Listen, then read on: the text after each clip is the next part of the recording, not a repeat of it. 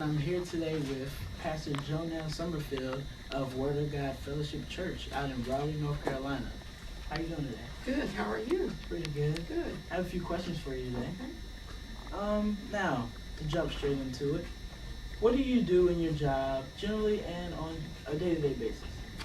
Well, being a pastor's wife, senior pastor's wife, co-pastor of Dr. Frank Summerfield, I mainly, as far as church administration, I really am the vice president, of course, of Word of God Fellowship Church.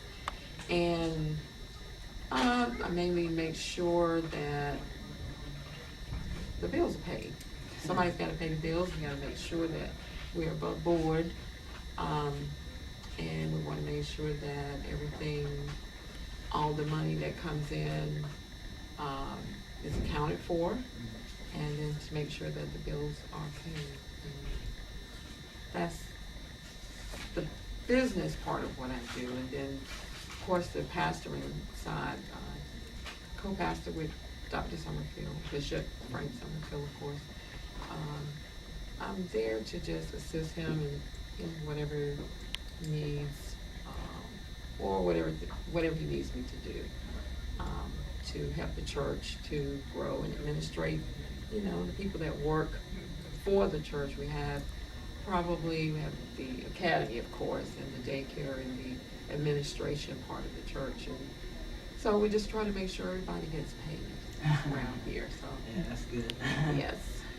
Okay. Also, now I know you enjoy your job, but what is your favorite part of it? I guess,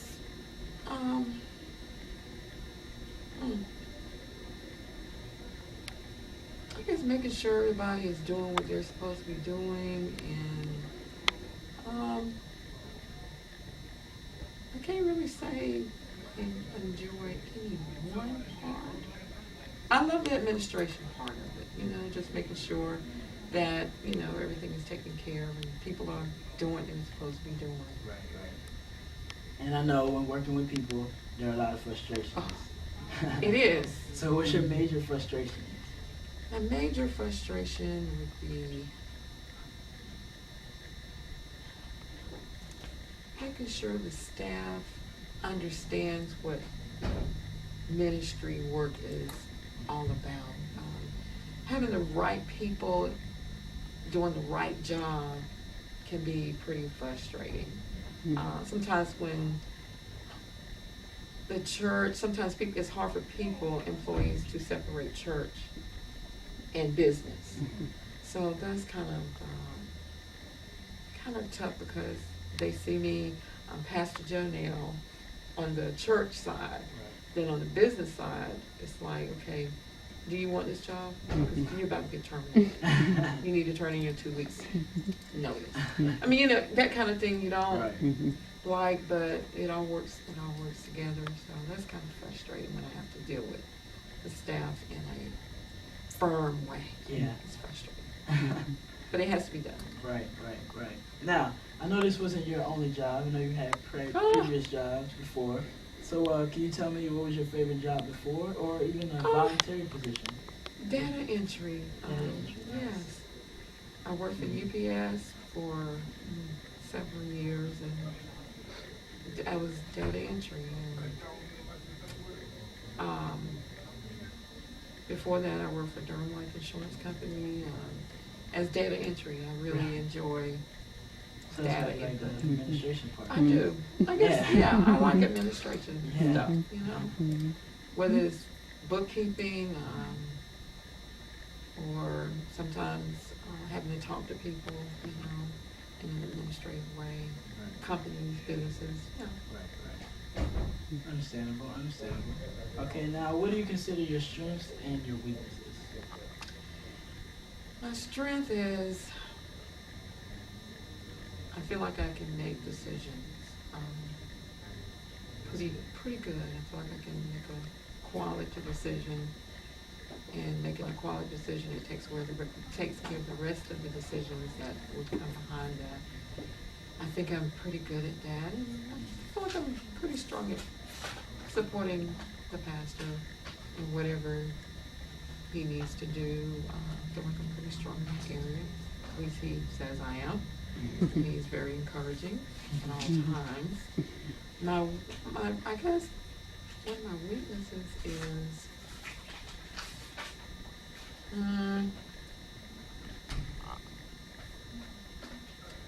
maybe not. I don't know. I don't You're know. too strong. I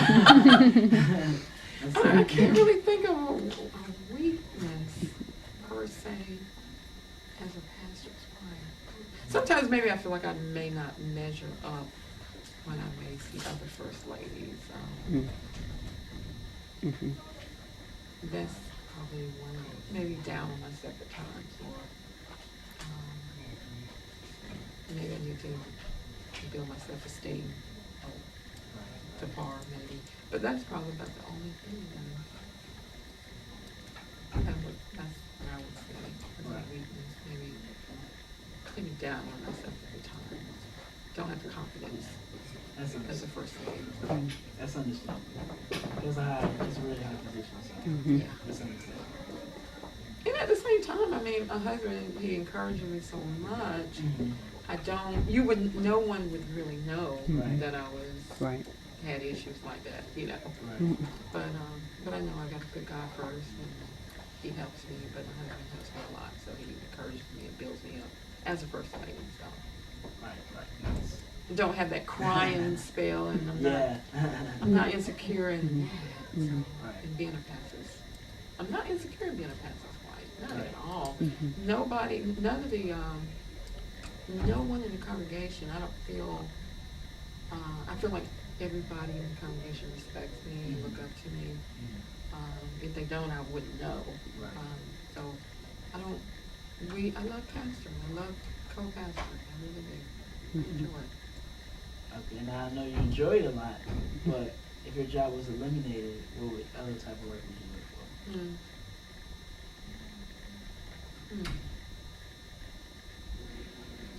for? I guess something in the Administration? somewhere. That's what I would say right now. Just off the cuff. That's fine. Now, I know this may be a trick question or a little hard to answer, but what would a salary range be for someone in your field? First lady, Right. Co-pastor. I would say it would probably vary depending on maybe the size of the congregation. Depends on what the church can afford. Because some churches probably just take care of just the pastor. You know, I know the first lady may be working other places or whatever. So it would probably vary based on the size of the congregation at this point. I couldn't give a dollar amount. Because when we started out, wow, it was like peanuts. But I mean, you know, it was what God called us to do. So, you know, God has blessed us. So, but I'm sure it varies, trust me. Right. Understandable also. Okay, now how many hours do you work per week? I'm probably counting at home too. I would probably, I mean, I feel secure in saying I would probably put in at least 7 hours, 6 hours a day maybe, every day, I would say. Could be 8 some days, but let's average it out to 6 days. Okay. So that's, I don't know how many hours that would calculate to be. I'm not But I would feel secure in let's just go with 40 hours. I mean, the norm. Right. Because our work is never done because we're here on Sundays as well. So this is work, you know. We just came out of the Welcome Center greeting, you know, visitors and people that want to join the church or become disciples. So that's still, we're working on Sundays. Right. It could be more over than that. 40 hours. A little more than that. And my husband would probably say, Joe, you should have said whatever, you know, you probably up it a notch. But I would say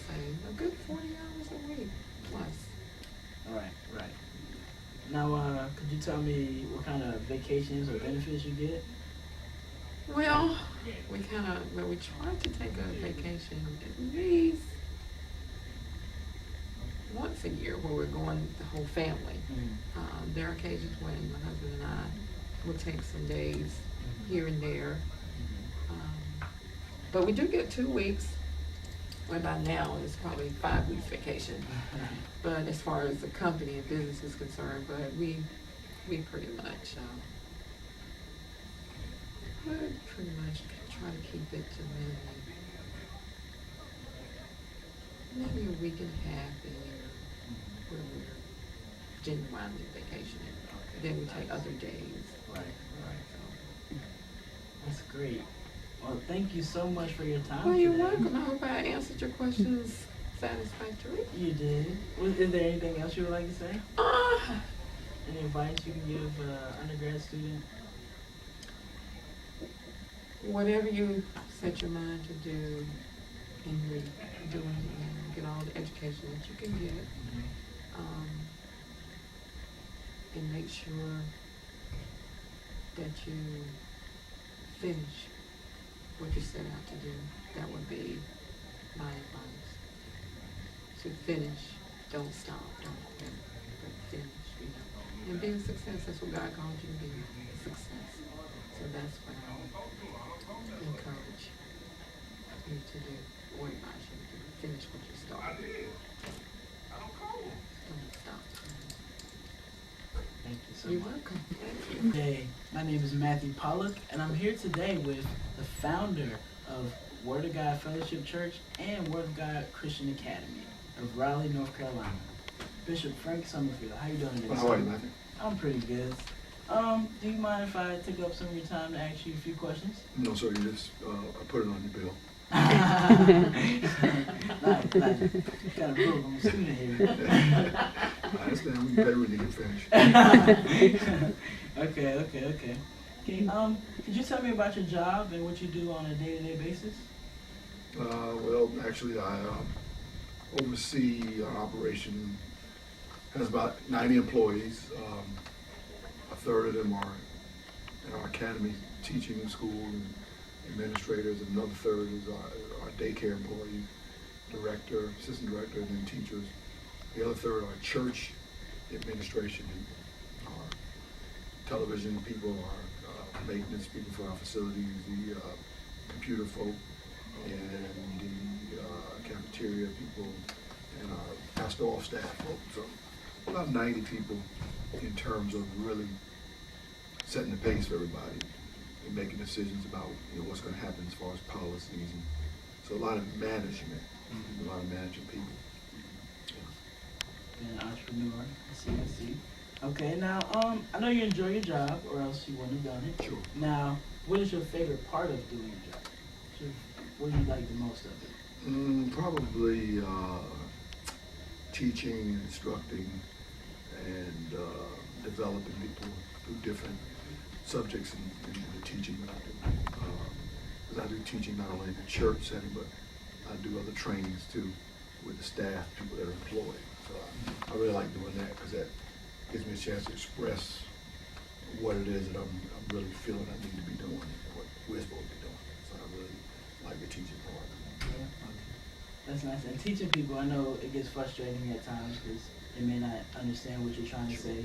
But I want to hear from you. What do you think is the biggest frustrations? Probably telling people the same thing more than once, and then them not implementing it. And I'm seeing it not. And I notice things that are not done that I've already instructed people to do. And it gets to be bothersome. Right. Repeat yourself. Right? Sure. Right. Now, could you tell me your favorite job prior to this, or even a voluntary job that you've done? Tell me what you like the most. Before I did this, I was a trainer, and for the city of Raleigh Recreation Department, Parks and Recreation. Over about 500 people, and I did a lot of training supervisors. So I was teaching, and then before that, I was teaching at Shaw University and at Campbell University. So I taught and I coached. So I was a teacher. Right. That's what you've been called to do, right? Yeah. So secular and spiritual. Right. So, what do you consider your strengths and what do you consider your weaknesses? Strengths probably my energy and my proactiveness. I'm always trying to go forward. Pretty creative, coming up with ideas and ways and methods of doing things. It has to be when you're a founder of something because, it comes out of nothing. And with nothing to start with, so you got to create, based on what God showed you. Weakness is probably impatience. I tend to be anxious. I tend to, get sort of rattled if things don't happen when I want them to happen. Right. So probably anxiousness, impatience, weakness. Right. Okay, now if your job was suddenly eliminated, what type of work would you look for? I go back teaching in college. Teaching in college? At That's Shaw? what I'm qualified to do. Well, that has to be wherever the opening is. So I'm qualified with the degrees I have. I can teach on middle school, high school, or college level. So I would just go back teaching college probably. I like to deal with the adult students, older students. And that's discipline. Right. I don't have time to be breaking up fights. Well, you should think about UCG. Good school. Yeah. It's a good school. Yeah, my son almost went there. He had applied. He was going to transfer from where he was originally to there, but some other things came up open for him. But he's going to go to the school, excellent school. Thank you. Now, being a business owner, what type of buzzwords catch your attention when you're going over a cover letter? What makes you want to look at somebody's resume? Probably the GPA.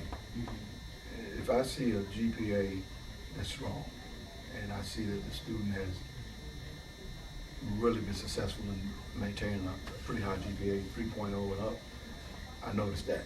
So I guess I noticed that on the transcript. Buzzwords,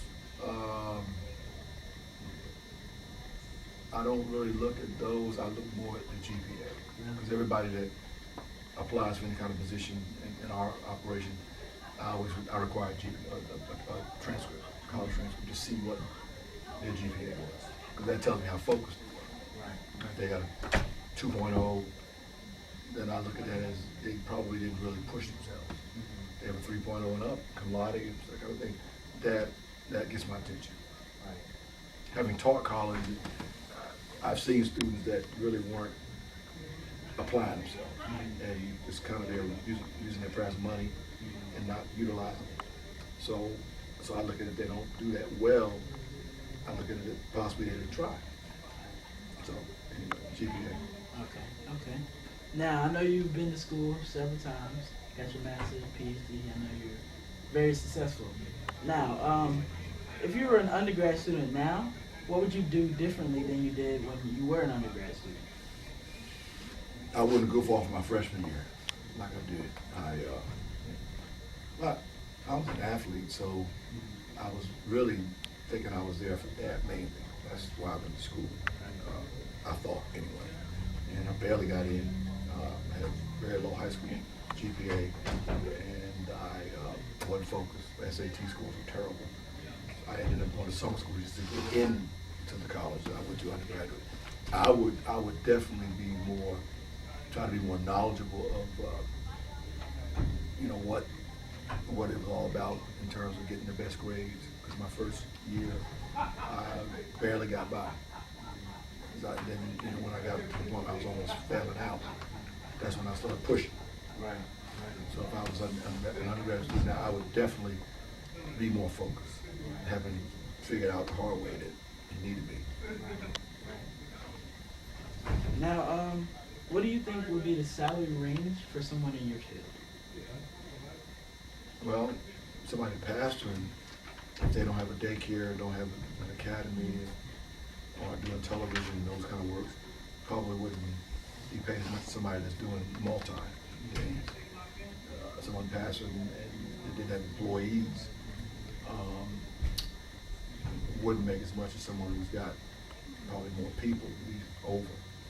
But it varies based upon the size of the church. You know, some churches, because of the membership income levels being high, can pay more. But when we first started, it was a couple $100 a week. That was it. We left our jobs, and the church was small. And as it grew, we were raised.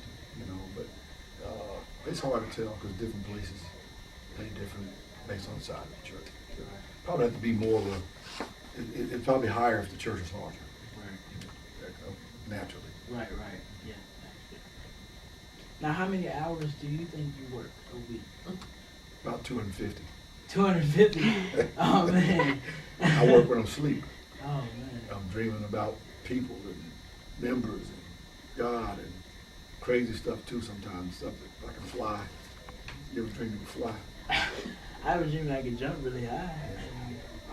I dream I can fly, but I don't usually can't get up that high, and I wake up. Well, probably, 40 plus, realistically, because, you know, we work at home, we're praying before we come here, that's work. We at home at night, from here, we have to sometimes do paperwork, read over things, call people about it, talk on the phone. 40 plus for sure, no question about it, because we work on Sundays, then Tuesday night, Friday night, we're back. And we've been here today, we're teaching services, having services, so 40 plus. Nice. Now, with all those hours, I know comes vacation, some relaxation time. So, what's the benefits on that? Well, we get to take we probably could, entitled to 2 weeks a year. We do at least one with our family. Then my wife and I will do sometimes 3 days, when the spring break comes and stuff like that. And maybe do another 3 days for some, Christmas time we are off more because of those holidays and whatnot. So maybe a total of a couple of weeks a year, and probably could do more. We need to do more. We just haven't been doing it like we should, but we should do more. As long as we've been here, we probably entitled at least 4 weeks a year. 4 weeks a year. Technically, because we've been in 20 years plus. So people that work here, I think a year they get a week. If they work here 2 years or more, they get 2 weeks. So we're way up past that. We're qualified at least 4 weeks a year. When you look at it, we're entitled to that. Right. We have our hospitalization and stuff like that, benefits and stuff, which is very good. So, we have a decent benefit package. Right. No retirement right now, but the economy's kind of got that sort of suspect in terms of investing and stuff. But that's, pretty much it. Now, also, being a business owner, I was wondering, is there any charities or outreaches that you participate in? You mean that we give to? Right. That we support. That you support. We've helped dig wells in Africa, in villages that didn't have water. Without a well, they can't dig. So we've given several $1,000s into that. We support disabled veterans. We support several, 2 in particular, programs that feed hungry people in different parts of the world. So we're pretty much connected with the feeding people, providing for folks that are in different parts of the world that don't have what we have. So our church does that on a pretty regular basis. We send donations. That's our outreach. Nice. Well, thank you so much for your time today. We all the students at UNCG will appreciate that. And if anything ever happens, you keep us in mind. Make sure you finish. You really want to, and I'll say this too, study it all the time, as much as you can. Every course you take, if you got 5 courses, then you need to be refreshing yourself every day in each of those classes. Looking at something, that you had that day, or reading ahead or something, because it takes for every hour you're in class, 50 minutes or whatever it is, it takes about 2 outside of class to stay up with stuff, so that you get better grades on the test. And just, don't quit, finish. It's really important that you finish. Finishing will set a precedent for how you do everything else in life. If you finish this, you'll have a habit of finishing, and you'll finish other things. If you don't, then you might tend to veer away from other stuff too, you know, so. You're setting really the pace, and you're setting really the mold and model for how you're gonna live the rest of your life, you know, by being in school now. And people don't realize it sometimes. It's the habits, things your work ethic, all this is really gonna be how you're gonna function and get out. So keep that in mind. Thank you, sir. You're That welcome, was sir. deep. Well, it's the truth. Wish I knew it back days a long time ago. Thanks for the opportunity, sir. Thank you, sir, for your time. You're welcome, sir.